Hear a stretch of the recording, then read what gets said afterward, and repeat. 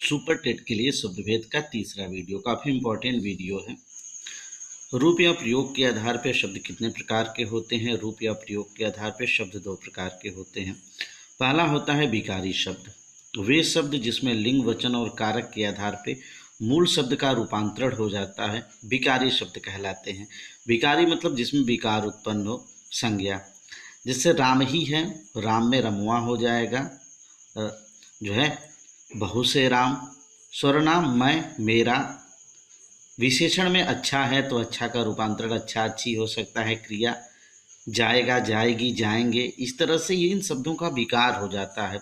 अर्थात विकार आप लोगों को मुख्यतः मालूम होना चाहिए कि विकार जो है संज्ञा का होता है, सर्वनाम का होता है, विशेषण का होता है, क्रिया का होता है, नाउन, प्रोनाउन, एडजेक्टिव और वर्ब का। अभिकारी काफ़ी इंपॉर्टेंट हैं। जिन शब्दों का प्रयोग मूल रूप में होता है और लिंग, वचन, कारक के आधार पर उनमें कोई परिवर्तन नहीं होता है और जो शब्द हमेशा एक से रहते हैं, अभिकारी कहलाते हैं। इनका परिवर्तन नहीं होता है, लिंग, वचन, कारक के आधार पर प्रभावित नहीं होते हैं। सभी प्रकार के अवयव शब्द जो है अभिकारी शब्द के अंतर्गत आते हैं। अवयव के विषय में अव्यय के विषय में हम अच्छी तरीके से जान लें कि अव्यय जो है कितने प्रकार के होते हैं। अव्यय जो है 4 प्रकार के होते हैं। पहला होता है क्रिया विशेषण अवयव। जैसे मान लीजिए सपोर्टेड हमने एग्जाम्पल लिया आज, आज वो आएगा, आज वो आएगी, आज वे आएंगे।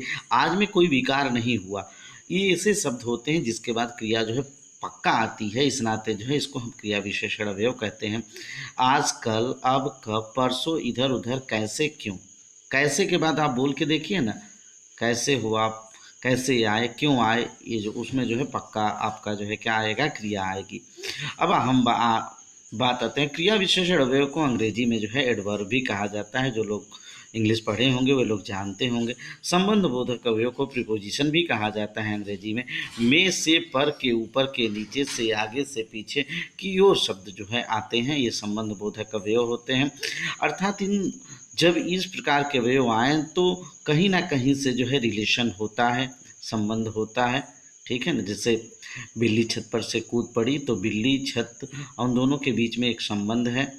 अब आते हैं समुच्चय बोधक अवयव और, परंतु, या, इसलिए, तो, यदि, क्योंकि। और समुच्चय अवयव को जो है कंजक्शन कहते हैं और यह जो है जोड़ने के काम में आता है। समुच्चय बोधक अवयव विस्मयादि बोधक अवयव जिसके आगे जो है विस्मय का चिन्ह लगा होता है।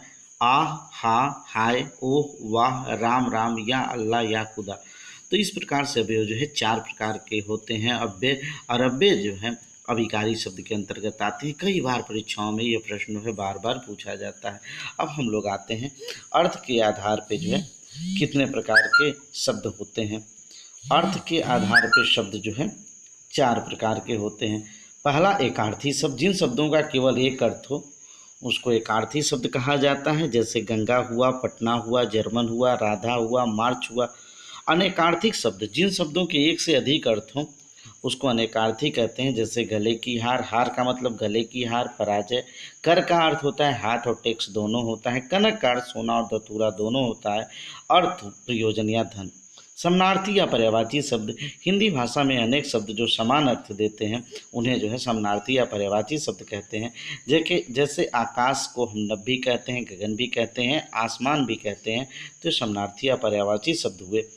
अब विपरीतार्थी शब्द या विलोम शब्द। जो शब्द विपरीत अर्थ का बोध कराते हैं उससे विपरीतार्थी या विलोम शब्द कहते हैं। जय, पराजय, पाप, पुण्य, सच, झूठ, दिन, रात। तो यहाँ पे शब्द भेद में हमने जो है देखा कि अर्थ के आधार पर शब्द के कितने भेद, 4 भेद। एकार्थी, अनेकार्थी, समानार्थी और विपरीतार्थी। रूप या प्रयोग के आधार पर शब्द के भेद। रूप या प्रयोग के आधार पर शब्द के 2 भेद, विकारी और अविकारी। ठीक है। विकारी और अविकारी। विकारी में जो है संज्ञा, सर्वनाम, विशेषण और क्रिया। अविकारी में जो है आपका सभी प्रकार के अवयव। फिर उसके बावजूद यहाँ पे क्या था, रचना या बनावट के आधार पे 3 प्रकार के, रूढ़, यौगिक और योग रूढ़।